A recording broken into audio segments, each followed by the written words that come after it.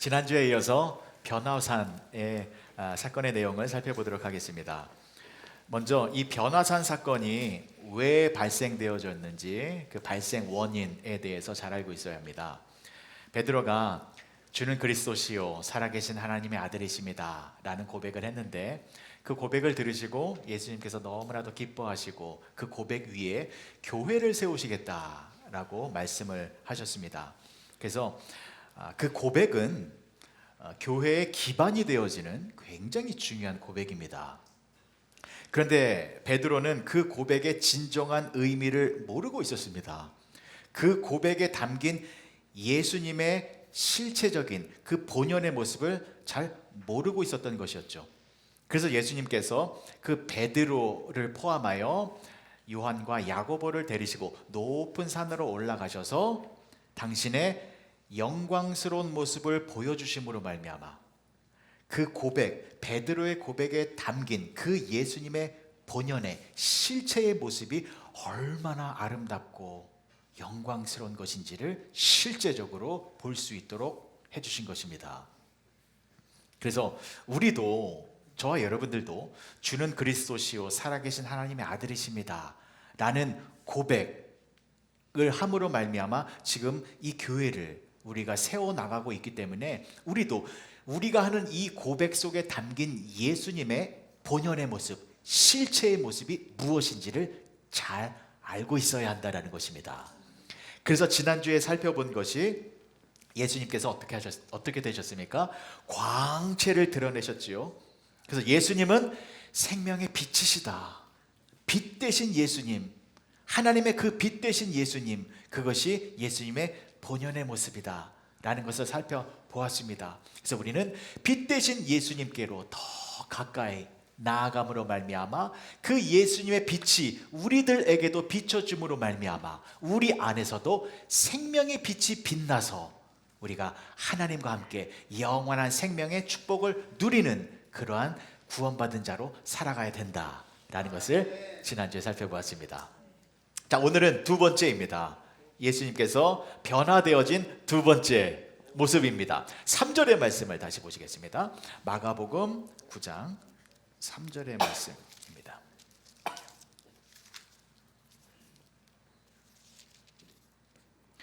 그 옷이 광채가 나며 세상에서 빨래하는 자가 그렇게 희게 할 수 없을 만큼 매우 희어졌더라. 자, 예수님의 두 번째 변화되어진 모습 무엇입니까?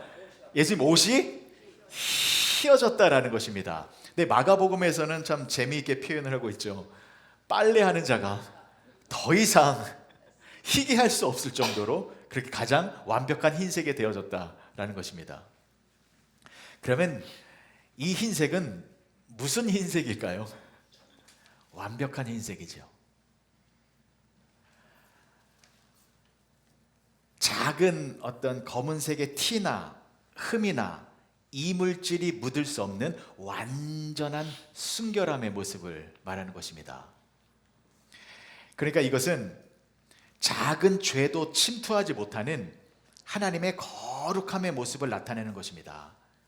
어떠한 죄도 함께하지 아니하는, 그야말로 하나님의 하나님 되심으로 충만한, 하나님의 의로우심과 하나님의 거룩하심으로 충만한 그러한 모습을 보여주신 것입니다.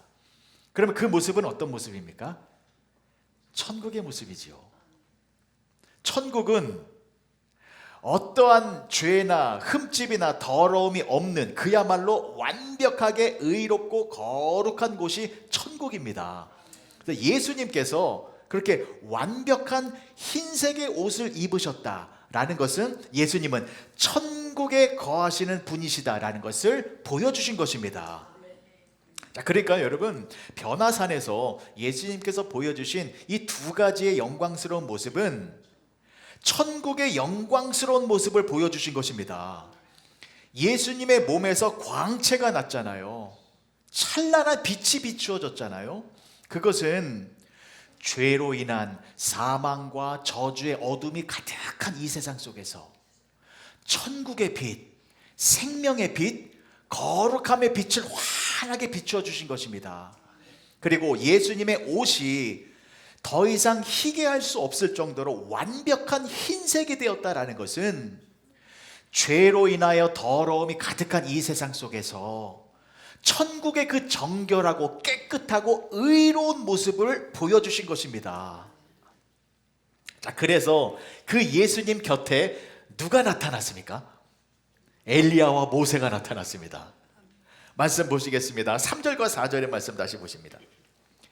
그 옷이 광채가 나며 세상에서 빨래하는 자가 그렇게 희게 할 수 없을 만큼 매우 희어졌더라. 이에 엘리야가 모세와 함께 그들에게 나타나 예수와 더불어 말하거늘.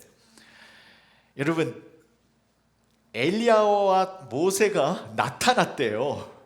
그리고 예수님과 함께 대화를 나누고 있습니다. 여러분, 엘리야는 예수님 시대를 기점으로 900년 전의 사람입니다. 모세는 몇 년 전 사람입니까? 1500년 전 사람입니다. 1500년 전에 또 900년 전에 살았던 사람이 지금 예수님과 함께 대화를 나누고 있습니다. 저는 이 말씀을 믿습니다. 이 말씀 때문에 제가 너무나도 감사하고 목회를 하는 데 있어서 제가 아주 신나는 이유가 이 말씀 때문입니다. 1500년 전에 살았던 사람, 그리고 900년 전에 살았던 사람이 지금 예수님과 함께 대화를 나누고 있습니다. 그러면 그 사람들 죽은 겁니까? 안 죽은 겁니까? 안 죽은 거잖아요. 물리적인 육체의 모습은 이 땅에서 사라졌을지 몰라도 그들의 본연의 모습은 영원히 죽지 아니하고 예수님과 함께 그 영원한 생명의 모습을 보여주고 있다는 것입니다. 여러분, 이것이 바로 천국의 모습입니다. 제가 이 본문의 말씀을 너무나도 좋아하는 이유가 이겁니다. 이 땅의 현실 속에서 천국의 모습을 사람의 눈으로 경험할 수 있도록 객관적인 사실로 보여주셨기 때문입니다. 여러분들도 이 본문의 말씀을 믿으시지요? 그러면 저와 여러분들이 어떻게 되는지 아십니까? 나중에 모세와 엘리야 옆에 저와 여러분들이 서 있을 것입니다. 그래서 제가 이 말씀이 너무 좋은 겁니다. 영원한 생명을 누리고 있는 그 모세와 엘리야 옆에 나중에 박대현 장로님도 서 계실 것이고, 김설자 권사님도 서 계실 것이고, 이영자 권사님도 서 계실 것이고, 신미자 권사님 그 큰 키로 옆에서, 엘리야보다 아마 더 크실걸요, 신미자 권사님이. 그리고 그 옆에 저도 서 있을 것입니다. 바라고 소망하기는 그 자리에 지금 여기서 예배를 드리고 있는 여러분 모두가 한 사람도 빠짐없이 모세와 엘리야 옆에 우리도 영원한 생명을 가진 그 모습으로 함께 하게 되기를 주님의 이름으로 간절히 축복합니다. 얼마나 좋을까요? 얼마나 좋을까요? 자, 그런데 정말로 중요한 것이 있습니다. 지금 모세와 엘리야가 영원한 생명을 가진 모습으로 나타났는데, 그런데 지금 누구를 중심으로 그들이 서 있습니까? 예수님을 중심으로 서 있습니다. 예수님과 함께하고 있기 때문에 그 두 사람이 죽지 아니하고 영원히 존재하고 있는 모습을 보여준 것입니다. 자, 그러면 저와 여러분들도 영원한 생명의 자리에 서기 위해서는 누구를 중심으로 살아야 합니까? 예수님을 중심으로 살아야 합니다. 예수님을 떠나면 그 자리에 설 수 없습니다. 예수님과 함께하는 그 자리를 벗어나면 영원한 생명을 누리는 그 모습을 나타낼 수 없다라는 것입니다. 반드시 예수님을 중심으로 하는, 예수님과 함께하는 그 자리에 우리들이 있어야 한다라는 것입니다. 그래서 교회가 중요한 것입니다. 교회의 머리는 예수님이시기 때문에 우리가 이 자리에 나와 있다라는 것은 예수님을 중심으로 모여 있다라는 것입니다. 이 모습 그대로 천국에서 우리가 엘리야의 모습으로, 모세의 모습으로 서게 될 것입니다. 자, 그러면요, 보십시오. 변화산에서 예수님께서 그런 영원한 생명을 공급하여 주시는 참다운 구원자 되심의 모습을 보여주셨잖아요. 그래서 첫 번째는 생명의 빛을 비춰 주셨고, 두 번째는 완벽한 흰색의 옷의 그 모습을 보여주셨는데, 자, 그런데 생명의 빛은 이해가 돼요. 빛이니까, 생명의 빛이니까, 아, 그 빛으로 말미암아 영원한 생명을 누리는구나. 흰색 옷, 이 옷이 왜 우리에게 생명의 그런 영원한 생명을 공급해주는 그러한 모습이 되는 것일까요? 이 흰 옷. 그래서 오늘은요, 이 흰 옷이 왜 중요한지를 자세히 말씀을 드리려고 합니다. 자, 다시 한번요. 변화산에서 예수님의 옷이 완벽한 흰 옷이 되었다라는 것은, 그 흰 옷은 천국의 옷입니다. 천국에서 입는 옷이 완벽한 흰색의 옷인 것입니다. 그 옷을 지금 예수님이 입고 계시죠. 자, 그런데 그 예수님이 입으셨던 흰 옷을 또 누가 입고 있는지 아십니까? 예수님을 믿고 있는 저와 여러분들이 그 옷을 입고 있습니다. 예, 아멘 하셔도 돼요. 기쁨으로 아멘 하셔도 됩니다. 여러분, 예수님은 이 땅에 사람의 일이 아니라 하나님의 일을 이루기 위하여 오셨습니다. 하나님의 일 무엇입니까? 예수님을 믿는 자는 하나님의 자녀가 되어 하나님과 함께 하나님의 나라에서 영원한 생명의 축복을 누리는 것, 이것이 하나님의 일이잖아요. 그래서 예수님을 믿는 저와 여러분들은 예수님을 믿는 즉시로 하나님의 자녀가 되어 영원한 생명으로 하나님과 함께하는 구원의 축복을 누리게 되었다라는 것을 믿으시기 바랍니다.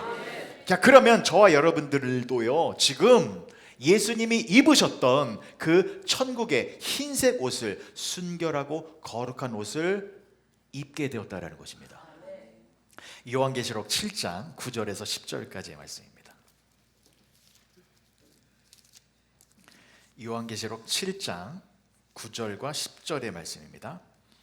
이 일 후에 내가 보니 각 나라와 족속과 백성과 방언에서 아무도 능히 셀 수 없는 큰 무리가 나와 흰 옷을 입고 손에 종려가지를 들고 보좌 앞과 어린 양 앞에 서서 큰 소리로 외쳐 이르되 구원하심이 보좌에 앉으신 우리 하나님과 어린 양에게 있도다 하니.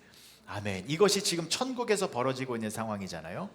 흰 옷을 입은 자들이 종려 나무가지를 들고 어린 양이신 예수님께 영광을 돌리고 있습니다. 여기서 흰 옷을 입은 자들, 즉 천국에 있는 자들, 그 흰 옷의 헬라어 단어가 예수님이 입으셨던 그 흰 옷의 헬라어 단어와 동일한 단어입니다. 동일한 옷이에요.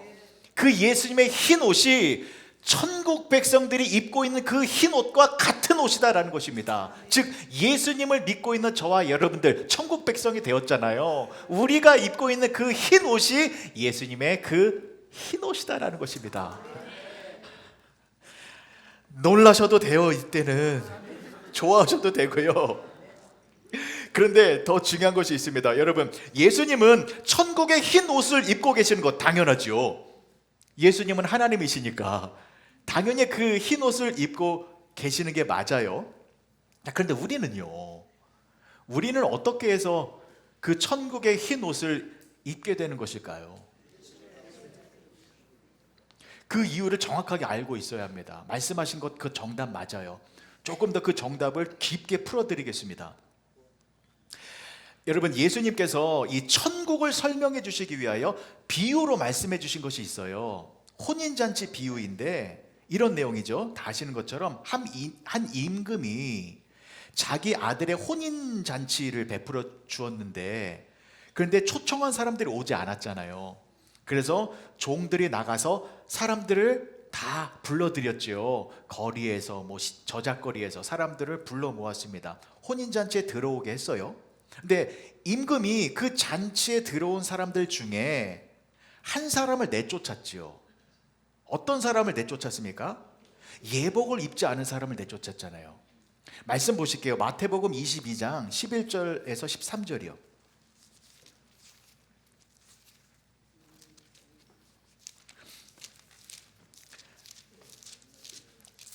마태복음 22장 11절에서 13절까지의 말씀입니다. 임금이 손님들을 보러 들어갈새 거기서 예복을 입지 않은 한 사람을 보고 이르되 친구여 어찌하여 예복을 입지 않고 여기 들어왔느냐 하니 그가 아무 말도 못하거늘 임금이 사환들에게 말하되 그 손발을 묶어 바깥 어두운 데에 내던지라. 거기서 슬피 울며 이를 갈게 되리라 하니라. 여러분, 이것은 천국의 비유이거든요. 천국 잔치에 참여해서 천국의 기쁨을 누리기 위해서는 반드시 예복을 입어야 된다는 것입니다. 근데 그 예복을 입지 않으면 바깥에 내던지워져서 슬피 울며 이를 갈게 된다는 것입니다. 자, 그래서 천국의 예복이 중요한데 천국의 예복 무엇입니까? 흰 옷. 그렇죠? 예수님이 입으신 그 흰 옷이 천국의 예복입니다. 그래서 예수님의 흰 옷과 천국 백성들이 입었던 그 흰 옷의 예복의 단어가 같은 것입니다. 자, 그래서 저와 여러분들은 반드시 천국 백성이 되기 위해서는 예복, 즉 그 흰 옷을 입어야 한다라는 것인데, 그런데 우리가 어떻게 해서 그 흰 옷을 입을 수 있느냐라는 것입니다. 우리가 입고 있는 옷을 빨면 흰색이 되나요? 도덕적으로 착하게 살고 윤리적으로 양심적으로 올바르게 살면, 그러면 우리 옷이 깨끗한 죄가 없는 그러한 거룩한 옷이 되나요? 아니죠. 자, 우리 옷이 천국에 들어갈 수 있는 흰 옷이 되어질 수 있는 방법, 여러분 정확하게 아셔야 됩니다. 정확하게 아셔야 됩니다. 말씀에 나와 있거든요. 말씀이 어떻게 나와 있는지 요한계시록 7장 13절과 14절입니다. 아주 중요한 말씀이기에 꼭 기억하셨으면 좋겠습니다. 요한복음 7장 13절과 14절입니다. 장로 중 하나가 응답하여 나에게 이르되 이 흰 옷 입은 자들이 누구며 또 어디서 왔느냐 했더니 14절 보십시오. 내가 말하기를 내 주여 당신이 아시나이다 하니 그가 나에게 이르되 이는 큰 환난에서 나오는 자들인데 어린 양의 피로 그 옷을 씻어 희게 하였느니라.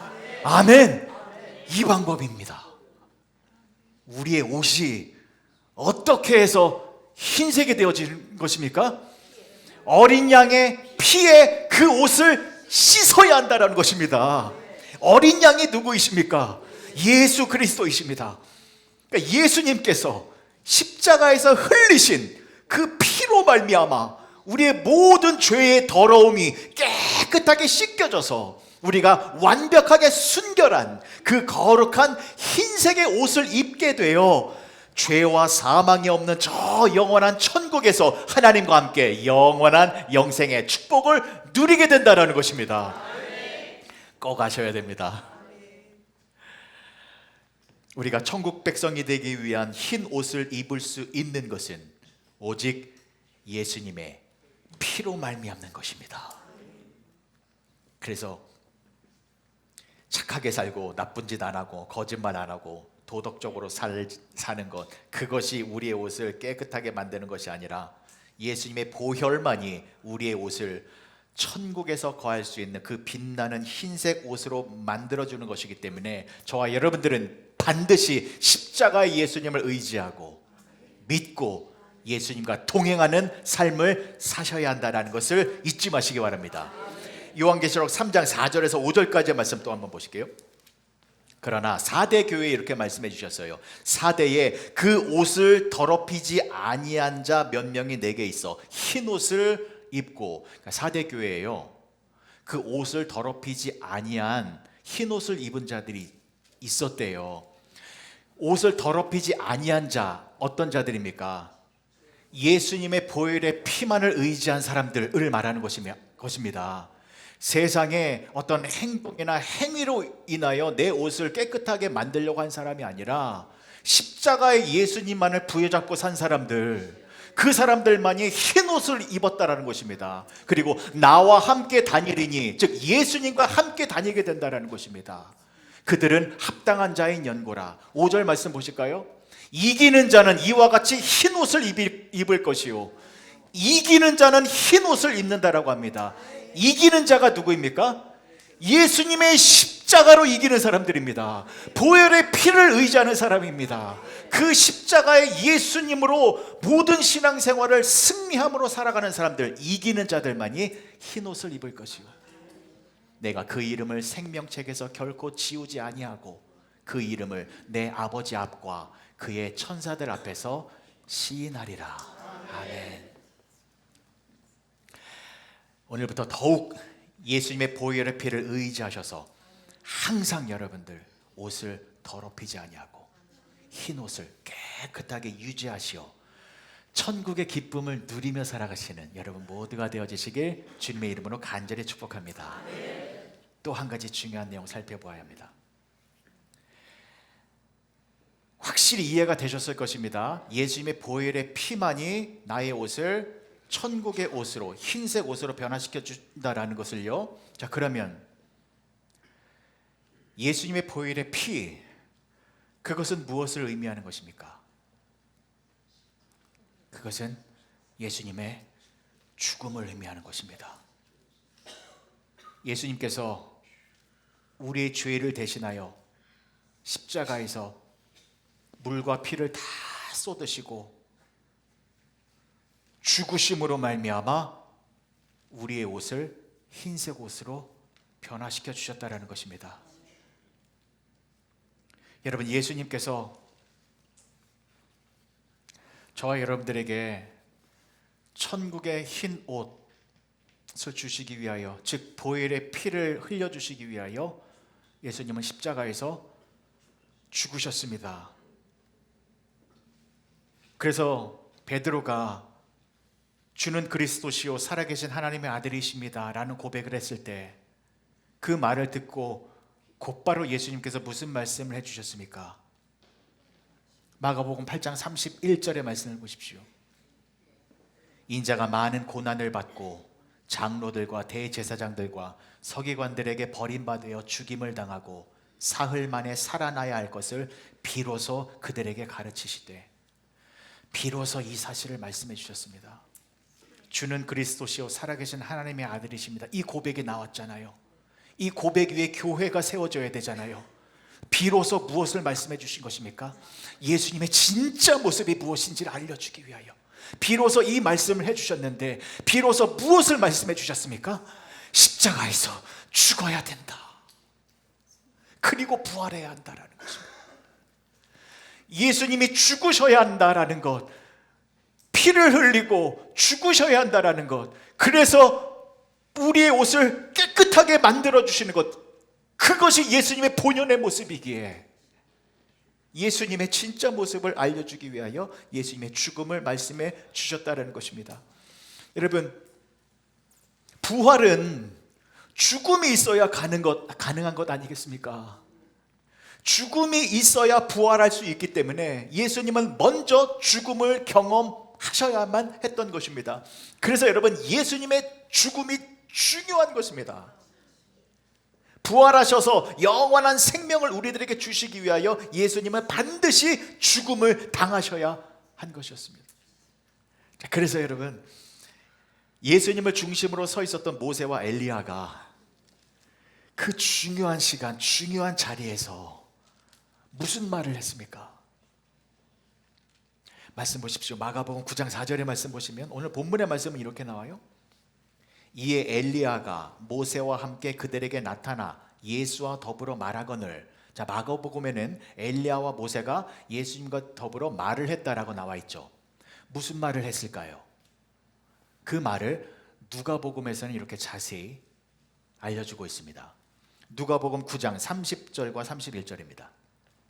문득 두 사람이 예수와 함께 말하니 이는 모세와 엘리야라. 영광 중에 나타나서 장차 예수께서 예루살렘에서 별세하실 것을 말할세. 그 영광스러운 자리에서, 그 귀한 시간에서 무슨 말을 한 겁니까? 예수님이 예루살렘에서 별세하실 것, 죽으셔야 함을 말했다라는 것입니다. 보십시오. 지금 모세와 엘리야는 영원한 생명을 누리고 있는 중입니다. 얼마나 기쁘고 감사한 상황입니까? 그런데 그들이 그 영원한 생명의 기쁨과 영광을 누리고 있는 것은 바로 예수님의 죽음 때문이었다라는 것을 알려주는 모습입니다. 예수님의 죽음으로 말미암아 영원한 생명의 축복이 임하게 된다라는 것을 상징적으로 알려주고 있는 모습입니다. 여러분 꼭 잊지 마시기 바랍니다. 예수님의 죽음이 여러분들에게 영원한 생명을 공급하여 주는 것입니다. 예수님의 죽음이 여러분들을 하나님의 자녀로 만들어 주는 것입니다. 여러분 예수님의 죽음이 저와 여러분들에게 천국의 흰 옷을 입혀주는 것입니다. 그러면 예수님의 죽음이 구체적으로 나에게 무슨 영향이 있는 것일까요? 알겠어요. 여기까지는 하도 교회 나오면 그런 소리를 하니까 알겠다고요. 그러면 구체적으로 실제적으로 예수님의 죽음이 나에게 어떠한 영향을 미치고 있는 것일까요? 이것에 대하여 제가 자세히 설명을 드리겠습니다. 오늘 이걸 또 꼭 잊지 마셨으면 좋겠습니다. 과연 예수님의 죽음이 나에게 어떠한 의미가 있는지 여기 책 한 권이 있습니다. 죽음에 대하여라는 책입니다. 프랑스의 유명한 철학자였던 장 켈레비치가 쓴 책입니다. 여기에 보면 이런 내용이 나옵니다. 죽음에 대한 세 가지의 형태를 말하고 있습니다. 죽음은 3인칭의 죽음이 있고 2인칭의 죽음이 있고 1인칭의 죽음이 있다는 것입니다. 자, 근데 이 세 가지의 죽음은 모두 우리들에게 임팩트, 충격을 주는 것이 다 다르다라는 것입니다. 자, 첫 번째 3인칭의 죽음입니다. 이것은 제3자의 죽음이에요. 그래서 이 죽음은 우리들에게 그렇게 큰 충격을 주지 않아요. 예를 들면 아직도 우크라이나와 러시아 간의 전쟁이 벌어지고 있습니다. 다 아시는 것처럼 이 전쟁으로 수만 명의 사람들이 죽었습니다. 방송과 뉴스에서 보셨겠습니다만 어린아이들과 노약자들도 많이 죽임을 당했습니다. 근데 여러분들은 그 죽음의 모습을 보고 어떻게 충격으로 다가오고 있습니까? 가슴이 막 미어질 정도로 큰 슬픔을 느끼십니까? 죄송하지만 저는 조금 담담했습니다. 왜냐하면 제3자의 죽음이기 때문에, 나와 상관이 없는 사람들의 죽음이기 때문에 별로 이렇게 저의 감정에 큰 영향을 미치지는 못했습니다.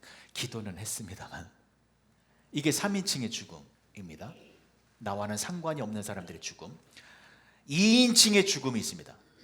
이거는 나와 밀접한 관계가 있는 사람들의 죽음입니다. 이건 굉장한 충격이 옵니다. 예를 들면 사랑하는 부모님이 돌아가셨다라는 거야. 아니면 남편이나 아내가 먼저 천국에 가셨다거나, 아니면 이게 제일 끔찍할 거예요. 내 자녀가 먼저 세상을 떠나면 이거는 엄청난 고통을 주죠. 제가 지난번에도 말씀드렸습니다만 소설가 박완서 선생님이 쓴 한 말씀만 하소서라는 수필집이 있습니다. 참 제가 좋아하는 책인데 이런 내용이 있죠. 박완서 선생님이 대한민국에서 88 올림픽이 한창 준비하면서 그렇게 축제 분위기였을 때 1988년 5월 달에 사랑하는 남편이 폐암으로 먼저 세상을 떠났습니다. 너무나도 슬펐답니다. 그런데 더 기가 막힌 것은 남편이 죽고 3개월밖에 안 지났어요. 8월 달에 사랑하는 아들이 교통사고로 죽었다라는 소식을 듣게 됩니다. 그럼 상상해 보십시오. 이게 충격이 얼마나. 남편이 돌아가시고 3개월 만에 아들이 죽었답니다. 이걸 견뎌낼 수 있을까요? 그래서 정신이 없죠. 아들의 장례식 어떻게 치렀는지도 모르고 집에 돌아와서 며칠을 굶었으니 배가 고파서 밥을 먹는데 이런 생각이 들었다라고 하죠. 내 아들은 차 가운데 누워있는데 이 애미는 먹고 살겠다고 밥을 꾸역꾸역 집어넣고 있구나. 이 생각이 드니까 너무 역겨워서 밥을 다 토해내고 그때 밥상을 뒤집어 엎고 뭘 했냐면 하나님을 저주하기 시작했다. 하나님, 당신이 과연 살아계시다면 어떻게 나한테 이럴 수 있습니까? 남편 죽은 것도 참겠는데 어떻게 내 아들을 데려가십니까? 막 가진 욕설을 토해내면서 하나님을 저주하고 저주했다고 합니다. 너무 괴로워서. 박원서 선생님의 그 표현에 따르면 하나님을 죽이고 죽였다라고 합니다. 그런데 박원서 선생님은 계속 하나님을 죽였는데 하나님은 죽지 아니하시고 여전히 살아계셔서 그 박완서 씨의 모든 저주와 분노와 원망의 말을 다 들으시고 그 저주와 원망의 말보다 더 큰 사랑으로 박완서 씨를 안아주셔서 위로해 주시고 너의 고통과 아픔과 괴로움을 나에게 다 토해내거라 라고 하면서 하나님의 그 따스한 사랑을 느꼈기 때문에 그 아픔의 시간을 이겨낼 수 있었다라는 것이었습니다. 그래서 오히려 그 시간을 통해서 더 하나님과의 관계가 깊어져서 더 신실한 주님의 자녀가 되어졌는데, 여러분 이해가 되십니까? 이것이 2인칭의 죽음이에요. 내 가족, 친구, 형제가 죽으면 나에게 엄청난 고통으로 다가옵니다. 자, 그런데 여러분 이 2인칭의 죽음보다 더 큰 충격의 죽음이 있습니다. 어떤 죽음입니까? 1인칭의 죽음. 곧 내가 죽는 거죠. 내가 죽는 것은 그 죽음의 모든 고통과 아픔을 내가 고스란히 다 당해야만 하는 것입니다. 1인칭의 죽음. 자, 그러면 여러분 예수님께서 십자가에서 죽으셨습니다. 예수님께서 십자가에서 물과 피를 다 쏟으시고 죽으셨습니다. 예수님의 죽음은 여러분들에게 몇 인칭의 죽음입니까? 혹시 예수님의 죽음이 3인칭의 죽음으로 느껴지십니까? 2000년 전에 예루살렘이라는 저 먼 곳에서 나와 상관이 없는 한 청년의 죽음이다 라고 생각하고 계십니까? 아니면 예수님의 죽음을 2인칭의 죽음으로 생각하고 계십니까?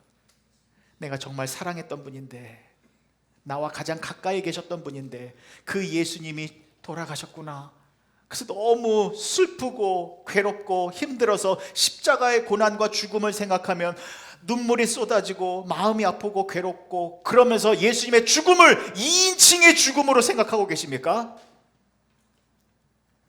여러분 예수님의 죽음은 1인칭의 죽음입니다. 예수님의 죽음은 곧 나의 죽음입니다. 오늘 이것을 꼭 아시기 바랍니다. 예수님의 죽음은 내가 죽은 겁니다. 예수님의 죽음은 나와 상관이 없는 죽음도 아니고 나와 가까이 있는 사람이 죽은 것도 아니고 내가 죽은 겁니다. 그래서 놀라운 죽음입니다, 여러분. 갈라디아서 2장 20절의 말씀을 보십시오. 내가 그리스도와 함께 십자가에 못 박혔나니 그런즉 이제는 내가 사는 것이 아니요 오직 내 안에 그리스도께서 사시는 것이라.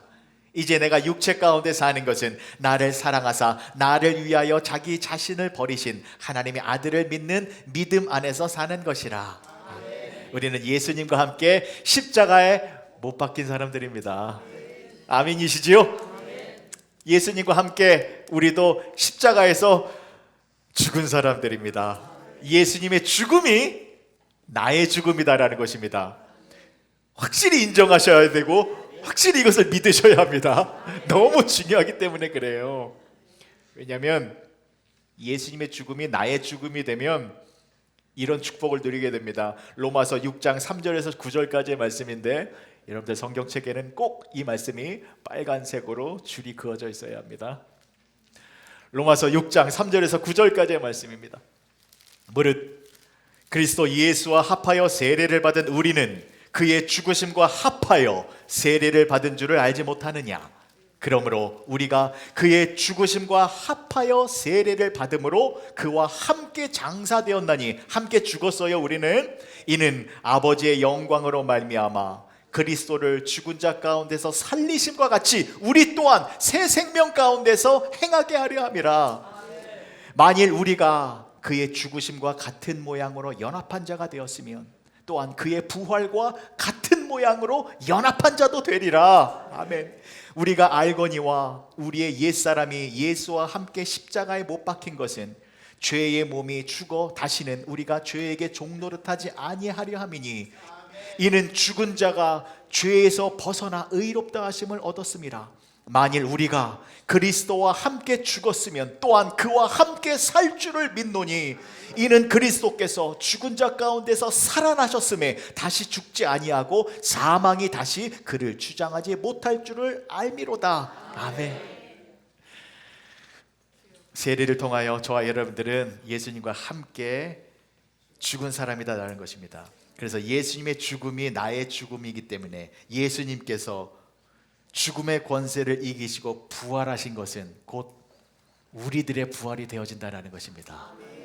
그래서 예수님의 죽음이 나의 죽음이 되어진다는 것이 중요한데, 사랑하는 성도 여러분, 우리가 천국에서 영원한 생명을 누리기 위해서는 반드시 죄가 없어야 합니다.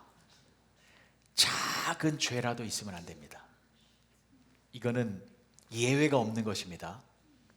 누구라도 은밀하고 또 작은 죄를 갖고 있으면 절대로 천국에 가지 못합니다. 근데 문제는 무엇입니까? 우리가 이 육신의 몸을 입고 있는 한 죄를 안 지을 수가 없습니다. 이 죄를 짓는 것은 우리의 본성이 부패되어졌기 때문에 우리의 능력 바깥에 있는 것입니다. 나도 모르게 본능적으로 죄악된 생각과 마음이 들어옵니다. 이걸 우리가 제어할 수가 없습니다. 그럼 보십시오. 이 육신의 몸을 입고 있는 한 이렇게 우리가 죄에 물들어 있는데 우리 옷이 흰색의 옷이 아닌데 그럼 천국 들어갈 수 없잖아요. 그럼 보십시오. 죄의 문제를 해결하기 위해서는 죄의 삭은 사망이기 때문에 반드시 죽어야 합니다. 그럼 이 육신으로 말미암아 죄가 임하여 이 죄의 문제를 해결하기 위해서는 방법은 하나밖에 없습니다. 이 육신을 어떻게 해야 합니까? 죽여야 됩니다. 죄의 삭은 사망이기 때문에 그 방법밖에 없습니다. 그러면 우리가 이 육신의 죄를 죽이기 위하여 이 육신을 죽일 수 있나요? 내 스스로 막 자살하면 됩니까? 죽일 수 없지 않습니까? 그럼 이 문제를 어떻게 풀어야 되느냐라는 것입니다. 이 세상 그 누구가 이 육신의 죄의 문제를 풀 수 있느냐라는 것입니다. 그런데 예수님이 풀어주셨습니다. 어떻게 해요? 죽으셨잖아요. 그 죽음이 우리 육신의 죽음, 1인칭의 죽음, 나의 죽음으로 만들어주셨다는 것입니다. 그래서 내가 죽어야 되는데 내 대신 예수님의 죽어주심으로 말미암아 나의 죄의 문제가 완전히 해결되어졌고, 그 예수님이 십자가에서 보혈의 피를 흘려주셨잖아요. 보혈의 피로 나의 옷이 깨끗하게 씻겨져서 우리의 옷이 천국에서 거할 수 있는 흰색의 옷이 되어졌다는 것입니다. 너무나도 감사하지 않습니까? 자, 그러면 결론은 이렇게 나오잖아요. 우리가 예수님을 떠나면 됩니까? 안 됩니까? 큰일 나는 겁니다. 예수님이 우리를 떠나시면 됩니까? 안 됩니까? 큰일 납니다. 우리는 반드시 나를 위하여 죽으신 그 예수님과 함께하고 있어야 합니다. 그래야 예수님의 죽음이 나의 죽음이 되기 때문입니다. 그런데 성경에는 너무나도 귀한 선언이 나옵니다. 어떤 선언입니까? 임마누엘의 선언입니다. 임마누엘, 뜻이 무엇입니까? 하나님이 우리와 함께 하십니다. 예수님이 우리와 함께 하십니다 라는 뜻입니다. 예수님께서 분명히 말씀해 주셨습니다. 볼지어다 내가 세상 끝날까지 너희와 항상 함께 하리라. 예수님이요, 우리와 영원토록 함께 하여 주십니다. 그 예수님이 어떤 분이십니까? 내 대신 죽어주셔서 나의 죄의 문제를 해결해 주신 분이시고, 십자가에서 보혈의 피를 흘려주셔서 우리의 옷을 천국의 흰 옷으로 만들어 주신 분이십니다.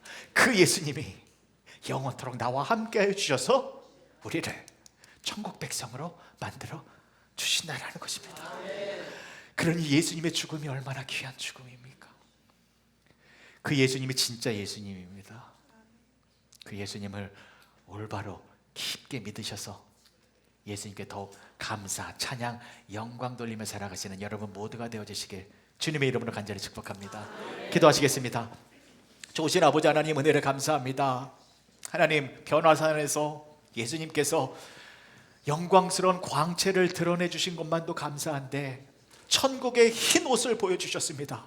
근데 그 흰 옷은 예수님만 입는 것이 아니라 우리들도 입을 수 있도록 예수님께서 죽어주셨고 보혈의 피를 흘려주셨습니다. 우리가 천국의 흰 옷을 입고 있다라는 것을 기억하여서 이 세상에서 그 천국의 기쁨으로 능력으로 승리하며 살아가는 우리 모두가 되게 하여 주시고, 또 그 기쁨과 능력을 주기 위하여 예수님이 항상 우리와 함께하고 계시니 그 예수님을 바라보며 우리가 기쁨으로 감사함으로 이 땅을 살아가는 천국 백성의 삶을 살아가는 우리 모두가 되게 하여 주시옵소서. 예수님의 이름으로 기도합니다. 아멘.